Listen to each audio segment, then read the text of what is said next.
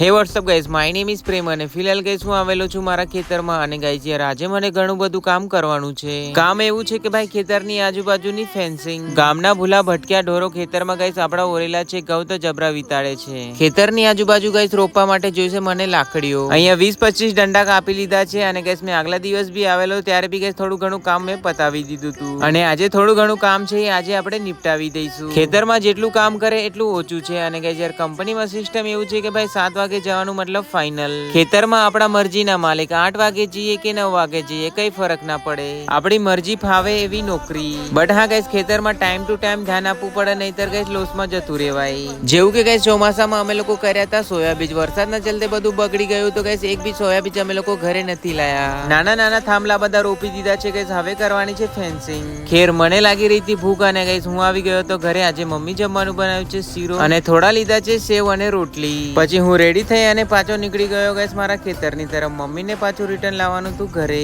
મમ્મીને લઈ અને ગાઈસ હું સીધો આવી ગયો તો ગ્રાઉન્ડ અને ગાઈસ 5:30 વાગે હું ડેલી મિની બ્લોગ્સ અપલોડ કરું છું. અમુક વાર એવું થઈ જાય છે કે ભાઈ ગામમાં વિડીયો અપલોડ જ નહીં થાય. રિચાર્જનો ભાવ વધી ગયો છે અને નેટ જેવું ને તેવું જ ચાલે. ખેર હું આવી ગયો તો હનુમાન દાદાના મંદિરે દીવો કરવા અને આપ સૌ બધાને thank you for watching video. Love you all.